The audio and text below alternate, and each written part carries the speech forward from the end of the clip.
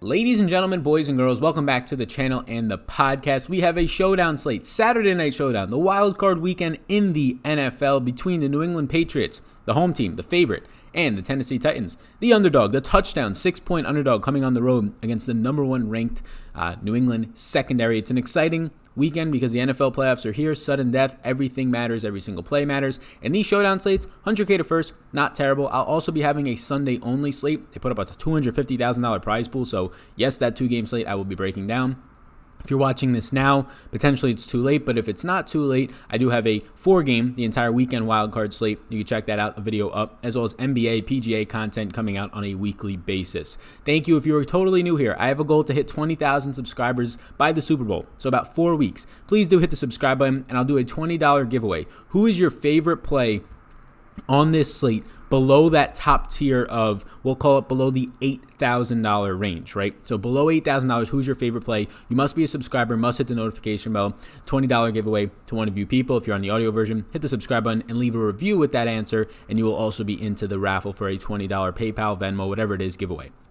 Finally, I do have Patreon exclusive content. I'll have cash game tiers, or I'll have tiers just up for this showdown slate, and a ton of other stuff going out over on Patreon. We have a ton of Patreon people over there. I appreciate each and every one of you. And the picture up above is drafters.com. They are right now sponsoring this video. I will have a listener league up for every single main slate for the NFL, as well as some NBA ones. It's an online snake draft format, very similar to Draft, which just ended up announcing that they're not going to be operating in 2020, and that FanDuel is going to try and take some of their pieces and make it a little bit different, but pretty much Drafters is the replacement for that. So go ahead, check it out. If you use promo code SAL100, SAL100, it'll get you a 100% deposit bonus, deposit match. So it does help me by clicking that link and using it, but it also does help you. So subscribe button. Let me know if you want to get into the contest by dropping into the comments favorite play below 8K, and let's get into it. This is a gross slate. The Titans are just gross. The Patriots defense is so good. The Patriots offense is just gross. So I usually have like 15 to 16 players to recommend for you. I've got 12 today. Now I've got notes, as you can see on a lot of these other ones, but man, it's bad. My yeses, interesting yeses, I will say this. So, Patriots come into this one as 6-point home favorites. The injuries that they're dealing with, Julian Edelman, we had a recent update as of like an hour ago that he's feeling a little bit better, but only 10 catches over the last 3 weeks, averaging only about 70% of the snaps instead of his normal 95+% role, and he just has not looked good. He has not been able to stay on the field because before this hour ago update, and really 3 or 4 days ago, they said the pain is worse than you can possibly imagine. So I don't know how it just changes over 3 days to be that much better, but I'm sure he'll be shot up with some things. It's a playoff game, adrenaline pumping, but again, it's still somewhat of a worry. That's all the injury news on the offensive side of the ball for the Patriots. When you go over to Tennessee, their main injury news here is just going to be Adore Jackson is practicing, their number one cornerback right now. He should be able to play. On the offensive side of the ball, nothing major there outside of just waiting on the Adam Humphries news. He's been out for like a month and a half now. He's going to come into this one not practicing yet this week. His backup, to an extent, is Khalif Raymond. Did not practice or play in the last few games, so Tajay Sharp has been running out of the slot. Nothing major there. So, starting at the top, James White, 8,200. I have interest. 7.3 targets per game. Number one in fantasy points per touch in the entire league at 1.44. And I'll be projecting him to be New England's number one wide receiver, meaning I think he leads the team in targets in this game. I'll probably put Edelman somewhere around 7 or 8, and I'll probably put James White somewhere around 7 or 8, giving him the slight nod at 8,200. Now, obviously, his targets are at or behind the line of scrimmage a ton of the time, instead of Julian Edelman's being around 7, 8, 10 yards down the field. So it's not as much upside, but he's also not the same price as Julian Edelman. You're getting him for a price discount of $1,200 here, and he does have the ability to carry the ball 4 or 5 times in this game. I do think that James White, especially when you consider in that they do have a very good run defense, Tennessee, top 5 run defense, top 5 tackling team, I do think he has upside at this price point. I like his running mate in the backfield, Sony Michel, at just 7,000. Look, I like Sony Michel this week. The matchup isn't great, right? I just mentioned how Tennessee's a top 10 run defense and top 10 tackling unit. They're actually top 3 in both of those categories, but he's $7,000. He's had 58 touches over the last 3 weeks. And I do think that the Patriots, based on just what they have at personnel in their receiving game, try and run the ball here. I think it'll be a slower paced game. I like that they're 6-point home favorites. It's really the price point, but also just the usage. If you got Sony Michel touching the rock 16 times at 7K, that's great, right? The touchdown upside is there. The guy's had 6 red zone carries over the last 3 weeks, 4 goal line carries, ended up getting in the end zone last week after being stuffed on the previous 3, the 2 weeks before that. $7,000 is a fair price point. Patriots defense all the way down to $4,800 on a showdown slate. This was a defense people were paying $6K for, $7K for earlier in the season. I think they were $7,800, $7,700, something like that against the Giants midway through the year. Now they're $4,800. Look, they have the number one secondary in the league. You have a team that is so predictable. This is Bill Belichick, who is just notoriously known for being able to do exactly what it is to take away Tennessee's offense, right? You have a power run game, and you have a dominating number one wide receiver who is a rookie, so still inexperienced, and you have a great secondary. You know what you do there? You put J.C. Jackson, who is number one in pass rating against as a cornerback in the entire league, Patriots cornerback, on A.J. Brown with a safety. You call it bracket coverage. You then put Stephon Gilmore over on Corey Davis, which is just going to take him away. It'll cause a ton of problems for A.J. Brown, especially with the deep play upside with the safety over top of him.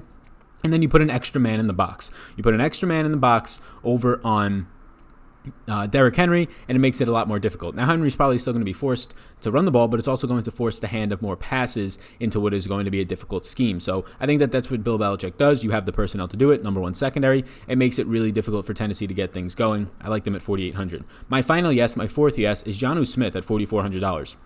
Look, the guy's averaging with Derrick Henry or with Delaney Walker being out around 18 to 20 routes run per week. In the last 6 weeks, he has 15 targets, so not fantastic. 152 yards, a few touchdowns, 13 receptions.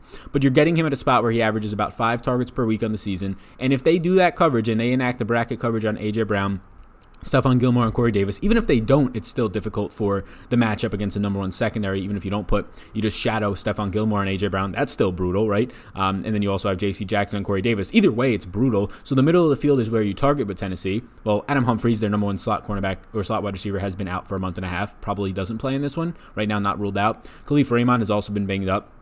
It's going to be Tajay Sharp and Jonnu Smith in the middle of the field. Smith is at least being used in the red zone. I think he has a nice matchup here. So my 4 yeses, James White, Michelle, Patriots defense, and Jonnu Smith. Now I have a bunch of maybes. Tom Brady at 10-4. The price tag is steep, but what if Brady just goes for 15 or 16 fantasy points? That might be enough to be needed based on the price points of some of these other guys at the top end. So 25th ranked pass rush for Tennessee, 20th in coverage. The pass rush or the coverage might get a little bit better with Adore Jackson out there, but nothing crazy. His weapons are just terrible, right? Julian Edelman banged up. Nice to see the positive news on his injury. Mohamed Sanu, a slot corner or slot wide receiver for Atlanta, now moving to the outside. That's just been terrible and a real issue for him. Also dealing with injuries. A rookie in N'Keal Harry, running like 15 to 18 routes per week, now ahead of Philip Dorsett. Not a lot of experience there. A nice red zone weapon so far, but nothing in between the 20s that he's shown. So it's not great weapons for Brady. So at 10-4, yeah, I don't really want to pay for it, but you compare him to Ryan Tannehill, who's more expensive in this difficult matchup, a $12,000 Derrick Henry, a banged-up Julian Edelman, and A.J. Brown, who's probably going to either see a bracket coverage or Stephon Gilmore, gross. Yeah, I think Tom Brady in this top-end range is a guy that you can definitely roster because what if Brady goes for 220 yards against a bad secondary and 2 touchdowns, right? Brady goes out there and ends up going for 15 fantasy points, call it. That might be needed just because of the lack of actual scorers on this slate at those price ranges. Julian Edelman, he's close to a no, but based on that recent report, again, as of like an hour ago, that he's feeling a little bit better, I'll leave him as an X and maybe on this slate, just because he's the only thing in the passing game outside of James White, the only receiver really that Tom Brady, 1, trusts, 2, has this type of experience, and 3, is going to be running a ton of routes. Now the problem is he's going to be facing a borderline Pro Bowler, probably a Pro Bowler snub. I don't think he deserved to make it, but he could have been in there. He was like that next tier down, and Logan Ryan in the slot, and Edelman, I would say at best coming into this game, even if he's feeling better, he's going to be playing at like 60 to 70%. That's a steep price point to pay for that. N'Keal Harry and Mohamed Sanu, I would only ever play one of these guys in a lineup. They both lean towards nose for me, but I got to recommend some players, right? N'Keal Harry's only running about 15 routes per week over the last 4 games. He's averaging 2 receptions for 19 yards during that time. His upside comes in the red zone. He seems to be a nice jump ball receiver, being able to get physical in the red zone, but in between the 20s, he's not doing too much.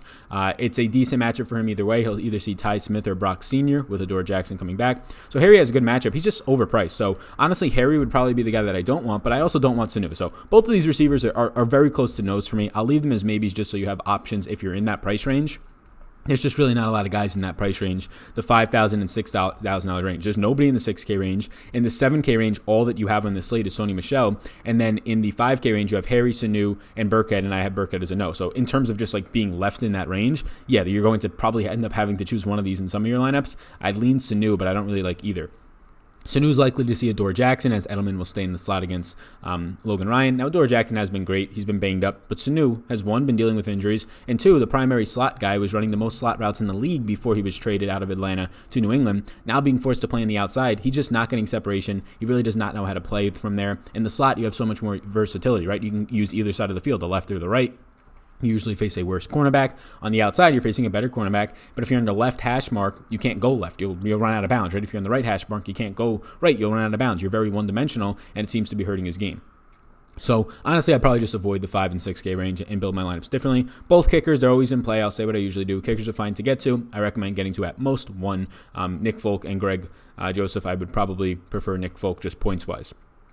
Adam Humphries is $200. Just track his health. I don't think he'll play. He did not practice on Tuesday or Wednesday. We'll track the status as I record this on Thursday if anything happens. He hasn't played in a couple weeks, but he's only $200. And if he somehow suits up, and you would think for a playoff game, maybe a little bit more motivation too, he's going to run 15 to 20 routes out of the slot ahead of Tajay Sharp. That's a good spot. He's averaging 22.3 routes run per week this season. If you factor in him being banged up, if he was to start, I'd give him at least 16, probably closer to 18 to 20 routes. That's really good for $200, but I don't think he'll play, but just keep an eye on it. Tajay Sharp would probably run out of the slot ahead of Khalif Raymond in this one if Adam Humphries wasn't active. He's been running about 15, 16 routes per week. Over the last 6 games, he only has 14 targets, 12 catches, 135 yards, and a score. So it's a little upside. At $2,000, he's slightly in play, but nowhere near the same play as Humphries, who is only $200. So Tajay Sharp, if there's no Humphries, if there's no Raymond, probably will end up seeing like 2 to 3 targets in this game. It's at least worth it to look at $2,000. That's it. Those are my 12 interests. I don't like Derrick Henry at $12,000. Yes, he might run the ball 22 to 25 times. The scary part is he can have 22 carries for 70 yards. The Patriots now ranked 9th in rush defense, according to PFF. But he can score 2 times on the ground, right? Because that's how much they're going to run. But I really do think that they're going to be smart, the Patriots, and say, we're 6-point home favorites. Well, right there, Vegas is saying Henry shouldn't be that much of a factor.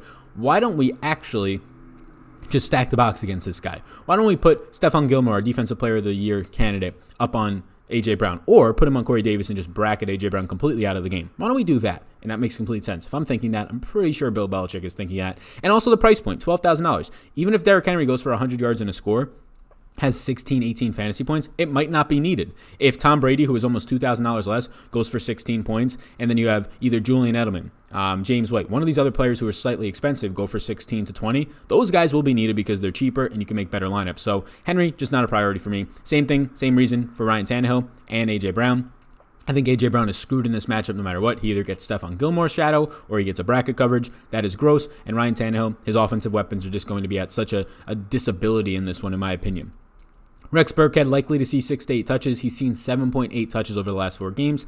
Look, I like the guy, but not at 5,200. Even if you give him 2-3 receptions, 4 or 5 carries, like that 10 fantasy points at 5,200 as like a ceiling for him, it just seems not likely. He's averaging closer to 6 fantasy points per game over that time. Corey Davis at 4,600. I wanted to put him as a maybe, but you're either getting Stephon Gilmore treatment or J.C. Jackson treatment, and those are both terrible for the way that Corey Davis has been playing. Now, he might be seeing more forced passes his way because of A.J. Brown's difficult matchup regardless, or at least my projection for that. But it's still a tough spot to really recommend a guy seeing like 2 or 3 targets per week and just no connection with his quarterback against this number 1 secondary.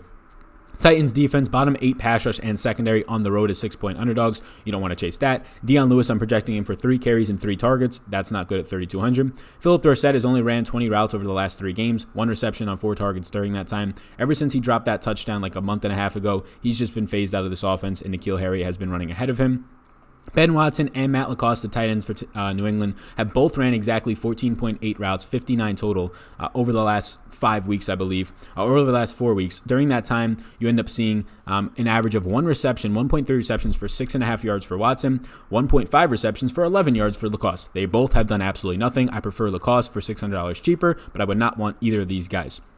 No routes run for the rookie Jacoby Myers last week for New England, wide receiver. He ran just 14 the week before that. He can't even get on the field with Edelman being limited, playing 20-30% less snaps than he usually does. So I don't like the upside for Myers here, probably running as the number 5 wide receiver on the team. Nothing else stands out for me. Anthony Firkser, a tight end, backup tight end for Tennessee, is averaging 8.7 routes run per week. On the season, he only has 21 total targets and 14 receptions, averaging 13.6 yards per game at $200. You can look at it, but I probably won't get there. So a recap, my 4 yeses are James White, Sony Michel, Patriots defense, Jonnu Smith. My maybes are Tom Brady, Julian Edelman, then N'Keal Harry and Sanu. both just gross at those price points, but at this point, there's no other guys in the price range. Nick Folk and Greg Joseph are the kickers. I prefer Folk. Adam Humphries, I would track his status, and Tajay Sharp. This is a gross slate. $100,000 to first, though, up on the line. Leave some money on the table. Best of luck. Be sure to get into the Drafters Listener League if you have not yet already. You can check it out down below. Also, be sure to hit the subscribe button and enter the contest, $20 PayPal Venmo giveaway. You must be a subscriber. You must turn the notification bell on. If you're listening on the audio version, you can enter by coming over to YouTube. It's linked down below. Or you can enter by leaving a review. Who is your favorite play below $8,000 on this slate? Again, must be a subscriber, notification bell. And if you sign up for Drafters because you think it sounds interesting, it's a ton of fun. If you used to like to play on Draft and now it's gone, Drafters is the replacement for that.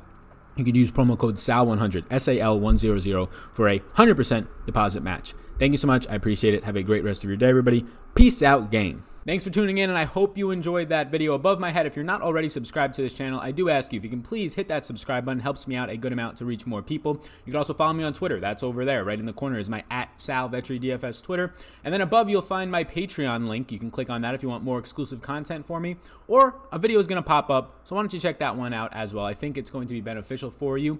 Thank you so much again for tuning in, and I hope you have a fantastic rest of your day.